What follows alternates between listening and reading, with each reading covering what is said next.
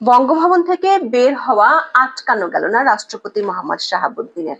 3 মাস 12 দিন মানে 103 দিন পর বঙ্গভবন থেকে বের হলেন তিনি। আর 1 বছর 9 দিন পর রাষ্ট্রীয় কোনো অনুষ্ঠানে ভাষণ দিলেন রাষ্ট্রপতি মোহাম্মদ শাহাবুদ্দিন। বাংলাদেশে ডক্টর মোহাম্মদ ইউনূসের সরকারের আমলে গত প্রায় 1 বছরে 3টি জাতীয় ও রাষ্ট্রীয় দিবসে শ্রদ্ধা জানানোর জন্যই শুধু বঙ্গভবন থেকে বের হতে পেরেছিলেন বর্তমান রাষ্ট্রপতি। বলা যায় গত 5 আগস্টে রাজনৈতিক পট পরিবর্তনের পর থেকে ওই 4টি অনুষ্ঠান ছাড়া মোহাম্মদ শাহাবুদ্দিনের জীবনটা বঙ্গভবনের 4 দেয়ালের মাঝেই বন্দী আছে। এমন পরিস্থিতিতে 7 জুলাই প্রেসিডেন্ট গার্ড রেজিমেন্ট বা পিজিআর এর 50তম প্রতিষ্ঠাবার্ষিকী অনুষ্ঠানে যোগ দেন রাষ্ট্রপতি মোহাম্মদ শাহাবুদ্দিন। বলা বাহুল্য, বর্তমান অন্তর্বর্তী সরকার ক্ষমতায় আসার পর তিনি এই প্রথম ক্যান্টনমেন্টে গিয়ে কোনো অনুষ্ঠানে বক্তব্য রাখলেন। এর আগে সশস্ত্র বাহিনী দিবসে 21শে নভেম্বর তিনি শিখা অনির্বাণে শ্রদ্ধা জানাতে গিয়েছিলেন।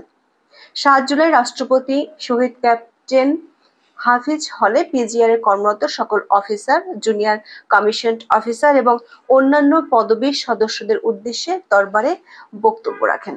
আবার এটি ঘটেছে এমন এক পরিস্থিতিতে যখন মাঝে মাঝে রাষ্ট্রপতি শাহাবুদ্দিনের পদত্যাগের সুর সামাজিক মাধ্যমে সরকার সমর্থকদের পক্ষ থেকে ভেসে ওঠে। আবার পিজিআর এর অনুষ্ঠানগুলোতে অতীতে প্রধানমন্ত্রীকে দেখা গেলেও এবার প্রধান উপদেষ্টা সেখানে যাওয়ার কোনো খবর তার দপ্তর থেকে পাওয়া যায়নি। বিস্তারিত জানতে চলুন যাওয়া যাক বিশ্লেষণে।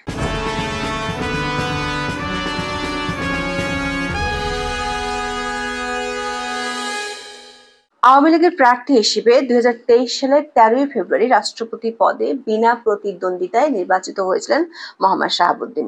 ওই বছরের 24শে এপ্রিল বাংলাদেশের 22তম রাষ্ট্রপতি হিসেবে শপথ নেন তিনি। তবে 5 আগস্টের আগ পর্যন্ত রাষ্ট্রপতি শাহাবুদ্দিন কখনোই তেমন আলোচনায় ছিলেন না। 5 আগস্ট শেখ হাসিনা সরকারের পতনের পর থেকে রাষ্ট্রপতিকে নিয়ে সময়ে সময়ে নানা আলোচনা উঠে আসে সামাজিক মাধ্যম ও মূলধারার গণমাধ্যমে। বিশেষ করে তার পদত্যাগের ইস্যুটি ঘুরে ফিরে আসতে দেখা গেছে।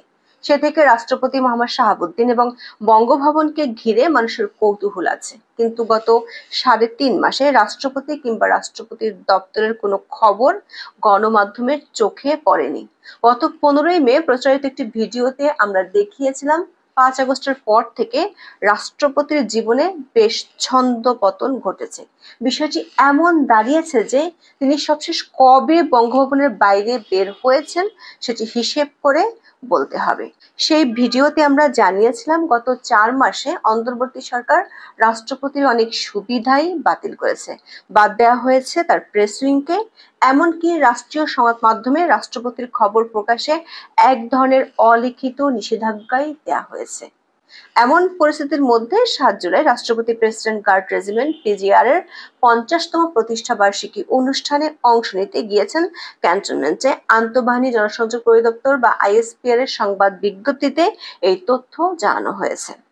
একাধিক গণমাধ্যমে প্রকাশিত খবরে আইএসপিআর এর বরাত দিয়ে বলা হয়েছে, প্রেসিডেন্ট গার্ড রেজিমেন্ট বা পিজিআর এর সদস্যদের সর্বদা নেতৃত্বের প্রতি অনুগত থেকে অর্পিত দায়িত্ব সুষ্ঠুভাবে পালনের জন্য নির্দেশ দিয়েছেন রাষ্ট্রপতি মোহাম্মদ শাহাবুদ্দিন। 1975 সালের 5 জুলাই স্বাধীন বাংলাদেশে গঠিত হয় প্রেসিডেন্ট গার্ড রেজিমেন্ট। প্রতিষ্ঠার পর থেকে পিজিআর রাষ্ট্রপতির নিরাপত্তা নিশ্চিত করার পাশাপাশি বিভিন্ন রাষ্ট্রীয় অনুষ্ঠানে গুরুত্বপূর্ণ ভূমিকা পালন করে আসছে। গণমাধ্যমগুলোর খবরে বলা হয়েছে, 50তম প্রতিষ্ঠাবার্ষিকী উপলক্ষে রাষ্ট্রপতি মোহাম্মদ শাহাবুদ্দিন সকালে পিজিআর সদর দপ্তরে পৌঁছালে তাকে অভ্যর্থনা জানান সেনাবাহিনী প্রধান জেনারেল ওয়াকারুজ্জামান এবং পিজিআর কমান্ডার।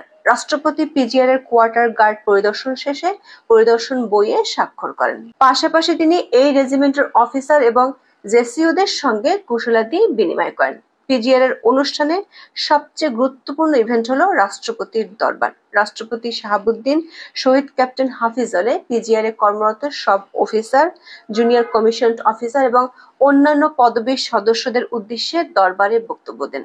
বক্তব্যের শুরুতে রাষ্ট্রপতি মোহাম্মদ শাহাবুদ্দিন পিজিআর এর সুবর্ণ জয়ন্তী উপলক্ষে সবাইকে তার আন্তরিক মোবারকবাদ ও শুভেচ্ছা জানান। তিনি সশ্রদ্ধ চিত্তে মুক্তিযুদ্ধে আত্মত্যাগকারী বীর শহীদদের পাশাপাশি প্রেসিডেন্ট গার্ড রেজিমেন্টের 5 জন শহীদ সহ সব প্রয়াত সৈনিকদের স্মরণ করেন এবং আত্মার মাগফিরাত কামনা করেন।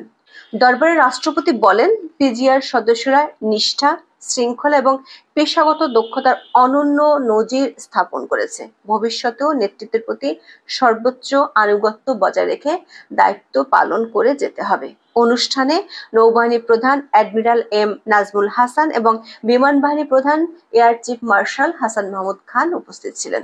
এছাড়া সেনাবাহিনীর সিজিএস, পিএসও, এএফজি, সেনাবাহিনী কিউএমজি, রাষ্ট্রপতির কার্যালয়ের জনবিভাগের সচিব, প্রতিরক্ষা সচিব, রাষ্ট্রপতির সামরিক সচিব সহ ঊর্ধ্বতন সামরিক ও অসামরিক কর্মকর্তারা উপস্থিত ছিলেন।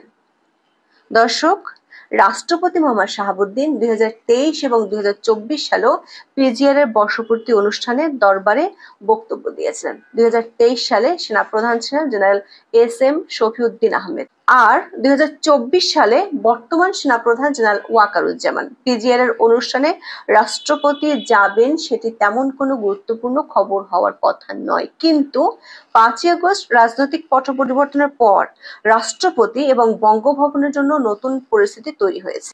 সেই প্রেক্ষাপটে রাষ্ট্রপতির বর্তমান অন্তর্বর্তী সরকারের সময় প্রথমবারের মতো ক্যান্টনমেন্টের কোনো অনুষ্ঠানে বক্তব্য রাখা একটি খবরযোগ্য ইস্যুই বটে। কারণ বর্তমান অন্তর্বর্তী সরকার আমলে শুধু রাষ্ট্রীয় দিবসগুলোতে আনুষ্ঠানিকতা পূরণের বাধ্যবাধকতার ক্ষেত্রেই রাষ্ট্রপতি শাহাবুদ্দিন বঙ্গভবনের বাইরে গিয়েছেন। সেগুলো ছিল রাষ্ট্রীয় নিয়ম অনুযায়ী একান্ত পালনীয় কাজ, যেমন 14ই ডিসেম্বর শহীদ বুদ্ধিজীবী দিবস, 16ই ডিসেম্বর বিজয় দিবস এবং 26শে মার্চ স্বাধীনতা দিবসে জাতীয় স্মৃতিসৌধে এবং 21শে ফেব্রুয়ারিতে শহীদ মিনারে শ্রদ্ধা জানাতে গিয়েছিলেন রাষ্ট্রপতি।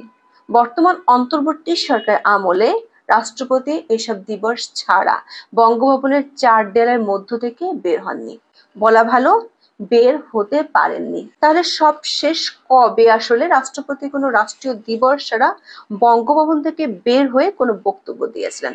এসব দিবস ছাড়া রাষ্ট্রপতি সব শেষ বঙ্গভবন থেকে বের হন 11 মাস আগে। 2024 সালের 28শে জুন স্পেশাল সিকিউরিটি ফোর্স বা এসএসএফ এর 38তম প্রতিষ্ঠা বার্ষিকী উদযাপন উপলক্ষে ভাষণ দিতে ঢাকায় বঙ্গবন্ধু আন্তর্জাতিক সম্মেলন কেন্দ্রে গিয়েছিলেন রাষ্ট্রপতি মোহাম্মদ শাহাবুদ্দিন। আর কোনো বেসরকারি অনুষ্ঠানে হাজির থাকার সৌভাগ্য হয়েছিল 1 বছর আগে 2024 সালের মে মাসে।